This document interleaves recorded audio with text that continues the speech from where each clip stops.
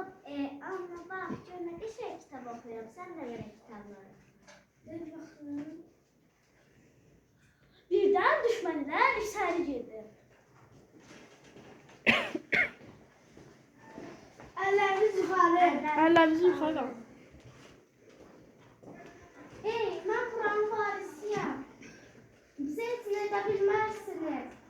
Bizim kənddə yaşayan anamız, atamız var. Mən qoymaram ki, onlar bizim həsrətimizlə yaşasınlar. Biz düşmənik, bunu bilin. Bu torpaqlar bizimdir, bizim. Xeyr, sizin deyil, bu torpaqlar bizimdir. Mən bu torpaqlarda böyümüşəm, boya başa çatmışam. İcazə vermərəm ki, bu torpaqlar sizin olsun. Eləmək siz indi görərsiniz. 10 dəqiqə sonra evin kiçik uşağı evə daxil oldu. Gəl.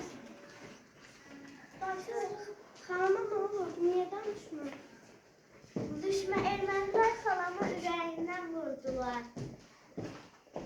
Sən qaç özünü qurtar. Bunlar nə yaşlı, nə qoca, nə uşaq baxırlar. Hamını vurub öldürürlər.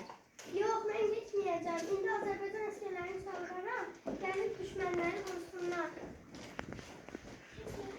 İndi Azərbaycan əsgərləri içəri daxil oldu.